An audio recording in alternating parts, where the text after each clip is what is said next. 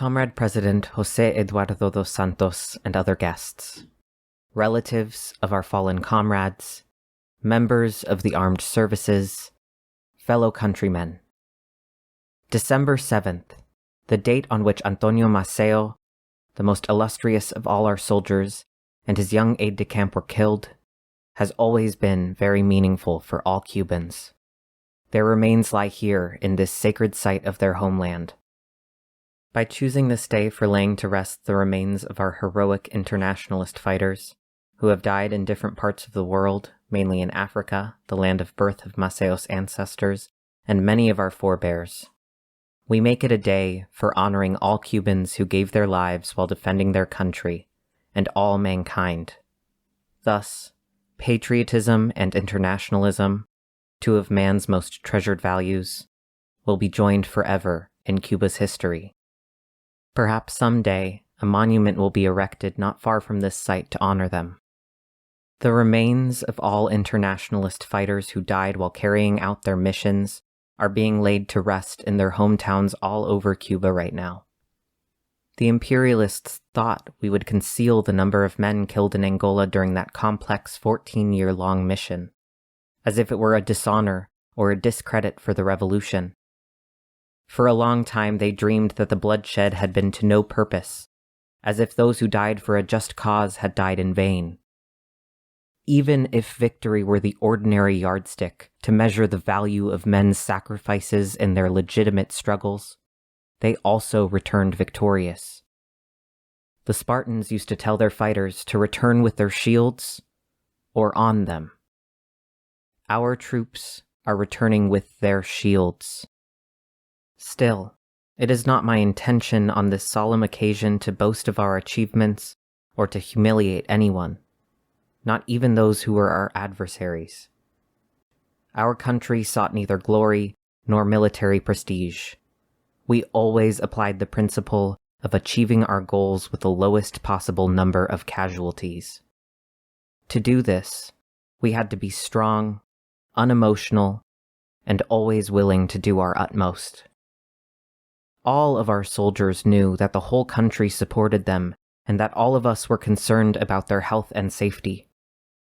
When political and diplomatic efforts became feasible for attaining the final goals, we did not hesitate to use political and diplomatic channels, and, while we always employed the necessary firmness, at no time during the negotiation process were we arrogant, overbearing, or boastful. We were flexible whenever flexibility was advisable and fair. The final stage of the war in Angola was the most difficult. It demanded all of our country's determination, tenacity, and fighting spirit in support of our Angolan brothers.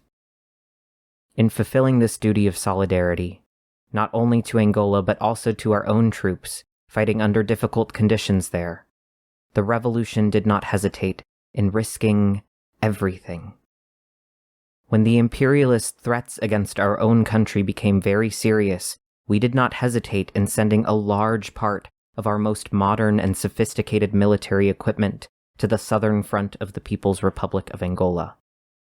Over 50,000 Cuban troops were in that sister nation, a truly impressive figure in view of the distance and our country's size and resources. It was a veritable feat by our revolutionary armed forces and our people. Such chapters of altruism and international solidarity are very infrequent. Therefore, we greatly appreciate the fact that José Eduardo dos Santos is attending this ceremony. It was an entirely spontaneous gesture. "I want to be with you on this occasion," he said. Also spontaneously, as soon as they learned of this ceremony only a few days ago, the leaders of Ethiopia, SWAPO, and other countries and revolutionary organizations stated that they wanted to send representatives to be here with us today, when we laid to rest all of our internationalists who died in Africa and in other lands. There are historic events that nothing and no one can obliterate. There are revolutionary examples that the best men and women of future generations, both within and outside our country, will always remember. This is one of them. Yet we should not be the ones to judge it. History will do so. We will never forget that the soldiers of the Angolan armed forces were our comrades in arms. Tens of thousands of the best sons and daughters of that nation lost their lives in the struggle. Our unity and close cooperation made victory possible. We also had the honor of fighting alongside the courageous sons and daughters of Namibia, the patriots of Guinea-Bissau, and the unmatched Ethiopian soldiers. Years earlier, in the difficult period immediately following Algeria's independence, our internationalist fighters were at her side. As later they helped defend Syria, another sister Arab nation that was a victim of foreign aggression and requested our cooperation. Every legitimate African cause received our people's support. Che Guevara and a large group of Cuban revolutionaries fought against white mercenaries in the eastern part of what is now Zaire, and doctors and teachers are working in the Sahrawi Republic now, helping its people who are fighting for their freedom. All of these countries were then or are now independent, and those that have not yet won their independence will do so, sooner or later. In just a few years, our fighters wrote an outstanding chapter of solidarity, of which our people can be proud. Men from other countries also fought at our side in our own struggles for independence. Máximo Gómez, who was born in the Dominican Republic, was the most outstanding of all, and due to his extraordinary merits, became the chief of our liberation army. In the years prior to our revolution, 1,000 Cubans organized by the First Communist Party fought in Spain to defend the Republic. They wrote memorable chapters of heroism, which Pablo de la Torriente Brau recorded for history until death put an end to the life of that brilliant revolutionary journalist. That is how our gallant internationalist spirit was forged. It reached its zenith with the socialist revolution. Wherever Cuban internationalists have gone, they have set examples of respect for the dignity and sovereignty of those countries. The trust that those peoples have placed in them is the result of their irreproachable behavior. Their exemplary selflessness and altruism is remembered everywhere. A prominent African statesman once said in a meeting of leaders of the region, "Cuban fighters are ready to give their lives for the liberation of our countries. The only things they will take back with them in exchange for that assistance to our freedom and our people's progress are the bodies of those who died fighting for freedom." That continent, which experienced centuries of exploitation and plunder, has recognized the full extent of the unselfish nature of our internationalist contribution. Now, our battle-seasoned troops are returning victoriously. The joyful, happy, proud faces of mothers, wives, brothers, sisters, sons, and daughters of all our people welcome them with affection and love. Peace has been achieved with honor, and their sacrifices and efforts have been amply rewarded. Our sleep is no longer disturbed by constant concern over the fate of our troops fighting thousands of kilometers away from their land. The enemy thought that our troops' return would cause social problems, since it would be impossible to provide jobs for them all. Most of those men, aside from those who have made the military career, had jobs here in Cuba, and will go back to their old jobs or be given better ones. None of them have been forgotten. Many of them already knew where they would be working even before returning home. Of all the young men in military service who shortly after being graduated from high school volunteered for the honor of going to Angola on an internationalist mission, none have had to wait before going back to school or joining the ranks of our working people. Our country is working hard, implementing ambitious socioeconomic development programs. The irrational laws of capitalism do not guide our actions, and every man and woman in our country has a place in education, production or services. No close relatives of those who died while fulfilling their missions or who suffered serious injuries have been forgotten. They have received, are receiving, and will continue to receive all the care and consideration due them for the sacrifices made by their loved ones and for their own devoted, selfless, generous, even heroic behavior. The hundreds of thousands of Cubans who carried out military or civilian internationalist missions have earned the respect of present and future generations. They have honorably upheld our people's glorious fighting and internationalist traditions. On their return, they have found their country engaged in a tremendous struggle for development, while continuing to confront the criminal imperialist blockade with exemplary dignity. This is in addition to the current crisis in the socialist camp, from which we can only expect negative economic consequences for our country. People in most of those countries aren't even talking about the anti-imperialist struggle, or the principles of internationalism. Those words aren't even mentioned in their press. Such concepts have been virtually removed from their political dictionaries. Meanwhile, capitalist values are gaining unheard of strength in those societies. Capitalism means unequal terms of trade with the peoples of the Third World, the exacerbation of individual selfishness and national chauvinism, the reign of irrationality and chaos in investment and production, the ruthless sacrifice of the peoples on behalf of blind economic laws, the survival of the fittest, the exploitation of man by man, a situation of everybody for himself. In the social sphere, capitalism implies many more things: prostitution, drugs, gambling, begging, unemployment, abysmal inequalities among citizens, the depletion of natural resources, the poisoning of the air, seas, rivers, and forests, and especially the plundering of the underdeveloped nations by the industrialized capitalist countries. In the past, it meant colonialism. Now, it means neo-colonizing billions of human beings using the most sophisticated and cheapest, most effective, and most ruthless economic and political methods.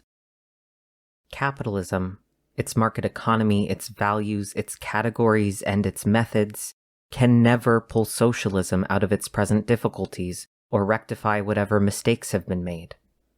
Most of those difficulties are the result not just of errors, but also of the tight blockade and isolation imposed on the socialist countries by imperialism and the major capitalist powers, which have monopolized most of the world's wealth and the most advanced technologies by plundering their colonies, exploiting the working class, and promoting a large-scale brain drain from countries that had not yet developed.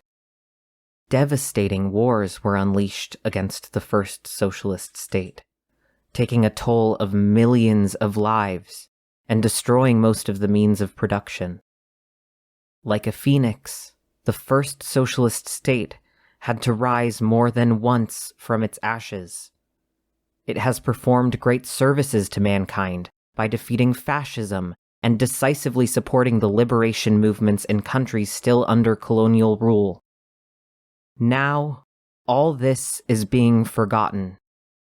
It's disgusting to see how many people, even in the USSR itself, are engaged in denying and destroying the history-making feats and extraordinary merits of that heroic people. That is not the way to rectify and overcome the undeniable errors made by a revolution that emerged from czarist authoritarianism in an enormous, backward, poor country. We shouldn't blame Lenin now for having chosen Tsarist Russia as the place for the biggest revolution in history. Thus, we didn't hesitate to stop the circulation of certain Soviet publications that are full of poison against the USSR itself and socialism. you can see that imperialism, reactionary forces, and the counter-revolution are behind them. Some of those publications have already started calling for an end to the fair and equitable trade relations that were established between the USSR and Cuba during the Cuban revolutionary process. In one word, they want the USSR to begin practicing unequal trade with Cuba by selling its products to us at ever higher prices and buying our agricultural produce and raw materials at ever lower prices, just as the United States does with other third world countries. In short, they want the USSR to join the US blockade against Cuba. Imperialism's undermining actions and the systematic destruction of the values of socialism, combined with the mistakes that have been made, have accelerated the destabilizing process in the Eastern European socialist countries. The United States designed and implemented a long-term policy of treating each country differently and undermining socialism from within. Imperialism and capitalist powers cannot hide their glee over the way things are turning out. They are convinced, not without reason, that at this point, the socialist bloc has virtually ceased to exist. Groups of US citizens, including US presidential advisors, are programming capitalist development in some of those Eastern European countries right now. A recent news dispatch reported that they were fascinated by that quote-unquote exciting experience. One of them, a US government official, favored the application in Poland of a program similar to the New Deal, with which Roosevelt tried to alleviate capitalism's severe crisis. This would be to help the 600,000 Polish workers who will lose their jobs in 1990, and half of the country's 17.8 million workers who will have to be retrained and change jobs as a result of the implementation of a market economy.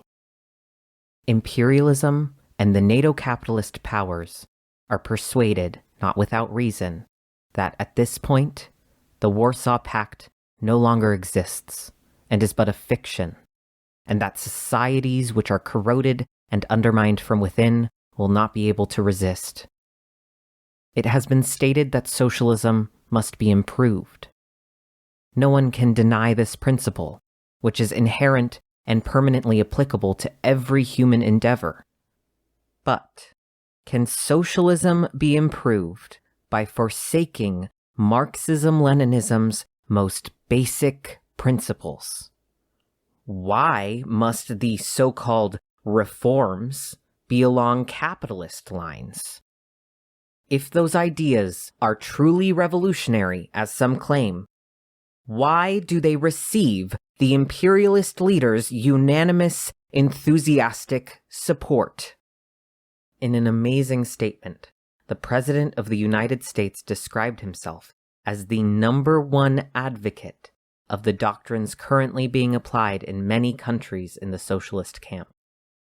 History has never recorded an instance of a truly revolutionary ideas receiving the enthusiastic support of the leader of the most powerful, aggressive, and greedy empire known to mankind. During Gorbachev's visit to Cuba in April this year, a visit during which we had a frank, in-depth exchange of views, I publicly expressed my opinion to the National Assembly that, if any socialist country wants to build capitalism, its right to do so should be respected, just as we demand complete respect for any capitalist country's right to build socialism. I believe that revolution cannot be imported or exported. A socialist state cannot be founded through artificial insemination or by means of an embryo transplant. A revolution requires certain conditions within society, and the people in each individual nation are the only ones who can create it. These ideas don't run counter to the solidarity that all revolutionaries can and should extend to one another. Moreover, a revolution is a process that may advance or regress, a process that may even be frustrated. But, above all, communists must be courageous and revolutionary. Communists are duty-bound to struggle under all circumstances, no matter how adverse they may be. The Paris Communards struggled and died in defense of their ideas. The banners of revolution and of socialism are not surrendered without a fight. Only cowards and the demoralized surrender, never communists and other revolutionaries. Now, imperialism is urging the European socialist countries to become recipients of its surplus capital, to develop capitalism, and to join in plundering the third world countries. It is a well-known fact that a large part of the developed capitalist world's wealth comes from the unequal terms of trade it maintains with the third world countries. For centuries, those nations were plundered as colonies. Millions of their sons and daughters were enslaved. Their gold, silver, and other mineral resources were exhausted. They were pitilessly exploited, and underdevelopment was imposed on them. Underdevelopment was the most direct and clearest consequence of colonialism. Now, those nations are being squeezed dry by means of interest payments on an endless unpayable debt, while ridiculously low prices are paid for their commodities, and they are forced to pay ever higher prices for the industrial goods they import. Financial and human resources are constantly being drawn away from those nations through the flight of capital and the brain drain. Their trade is blocked by dumping, high tariffs, import quotas, synthetic substitutes produced through advanced technological processes, and subsidies for the developed capitalist countries' products when they aren't competitive. Now, imperialism is inviting the European socialist countries to join it in this colossal plunder. An invitation which seems not to displease the theoreticians of capitalist reforms. Thus, in many of those countries, no one speaks about the tragedy of the Third World, and their discontented multitudes are guided toward capitalism and anti-communism, and in one country toward pan-Germanism. Such developments may even lead to fascist trends. The prize promised by imperialism is a share of the plunder wrested from our peoples, the only way of building capitalist consumer societies. Right now, the United States and the other capitalist powers are much more interested in investing in Eastern Europe than in any other part of the world. What resources can the Third World, in which billions of people live in subhuman conditions, expect from such developments? They speak to us of peace. But what kind of peace? Of peace between the major powers, while imperialism reserves the right to intervene in and attack the Third World countries. There are so many examples of this.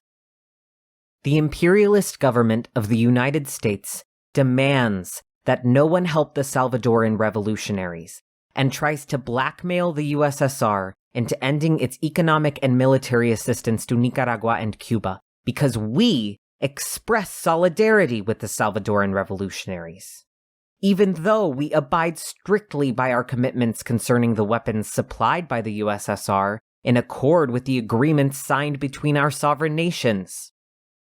Meanwhile, that same imperialist government, which is demanding an end to solidarity with the Salvadoran revolutionaries, is helping the genocidal Salvadoran government and sending special combat units to El Salvador, supporting the counter-revolution in Nicaragua, organizing coup d'etat and the assassination of leaders in Panama, sending military aid to UNITA in Angola, in spite of the successful peace agreements in southwestern Africa, and continuing to supply the rebel forces in Afghanistan with large amounts of weapons, ignoring the Geneva Accords and the fact that the Soviet troops have withdrawn. Only a few days ago, U.S. Air Force planes insolently intervened in the internal conflict in the Philippines. Regardless of whether or not the rebel forces had good cause for their action, which it is not our place to judge, the U.S. intervention in that country is a very serious matter, and is an accurate reflection of the current world situation, showing that the United States has taken upon itself the role of gendarme, not only in Latin America, a region it has always considered its backyard, but also in any other third world country. The consecration of the principle of universal intervention by a major power spells an end to independence and sovereignty in the world. What kind of peace and security can our peoples have other than that which we ourselves achieve through our own heroism? The elimination of nuclear weapons is an excellent idea. If it were more than simply utopian and could be achieved someday, it would be of unquestionable benefit and would increase world security, but only for a part of mankind. It would not bring peace, security, or hope to the third world countries. Imperialism doesn't need nuclear weapons to attack our people. Its powerful fleets, which are stationed all over the world, its military bases everywhere, and its ever more sophisticated and lethal conventional weapons are enough to ensure its role as the world's master and gendarme. Moreover, 40,000 children who could be saved die every day in our world because of underdevelopment and poverty. As I've said before, and this is worth repeating, it's as if a bomb similar to the ones dropped on Hiroshima and Nagasaki were dropped every 3 days on the poor children in our world. If these developments continue in their present course, and the United States isn't forced to renounce these concepts, what new way of thinking can we speak of? Following this course, the bipolar world which emerged in the post-war period will inexorably become a unipolar world under U.S. hegemony. In Cuba, we are engaged in a process of rectification. No revolution or truly socialist rectification is possible without a strong, disciplined, respected party. Such a process cannot be advanced by slandering socialism, destroying its values, casting slurs on the party, demoralizing its vanguard, abandoning the party's guiding role, eliminating social discipline, and sowing chaos and anarchy everywhere. This may foster counter-revolution, but not revolutionary changes. The U.S. imperialists think that Cuba won't be able to hold out, and that the new situation in the socialist community will inexorably help them to bring our revolution to its knees. Cuba is not a country in which socialism came in the wake of the victorious divisions of the Red Army. In Cuba, our people created our socialist society in the course of a legitimate, heroic struggle. The 30 years in which we have stood firm against the most powerful empire on earth that sought to destroy our revolution bear witness to our political and moral strength. Those of us in our country's leadership aren't a bunch of bumbling parvenus, new to our positions of responsibility.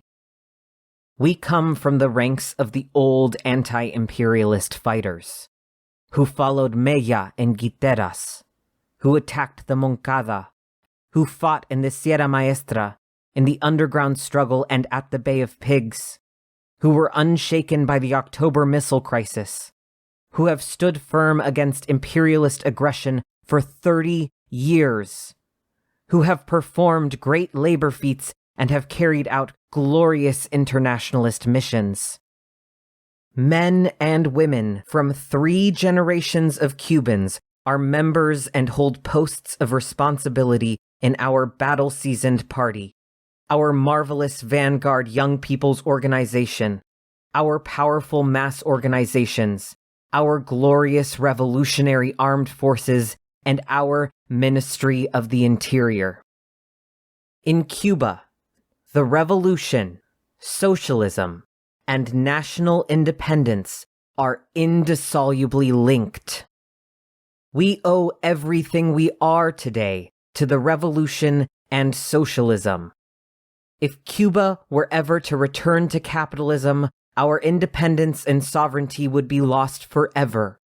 We would be an extension of Miami, a mere appendage of U.S. imperialism, and the repugnant prediction that a U.S. president made in the 19th century when that country was considering the annexation of Cuba, that our land would fall into its hands like a ripe fruit, would prove true. Our people are and will always be willing to give their lives to prevent this. Here, at Maceo's tomb, we recall his immortal phrase: "Whoever tries to take power over Cuba will get only the dust of its soil drenched in blood if he does not perish in the struggle." We Cuban communists and the millions of our people's revolutionary soldiers will carry out the role assigned to us in history, not only as the first socialist state in the Western Hemisphere, but also as staunch frontline defenders of the noble cause of all the destitute, exploited people in the world. We have never aspired to having custody of the banners and principles which the revolutionary movement has defended throughout its historic and inspiring history. However, if fate were to decree that, one day, we would be among the last defenders of socialism, in a world in which U.S. imperialism had realized Hitler's dreams of world domination, we would defend this bulwark to the last drop of our blood.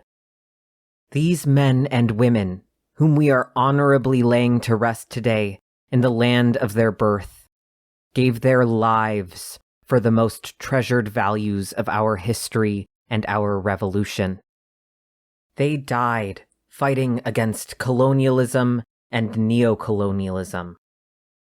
They died fighting against racism and apartheid.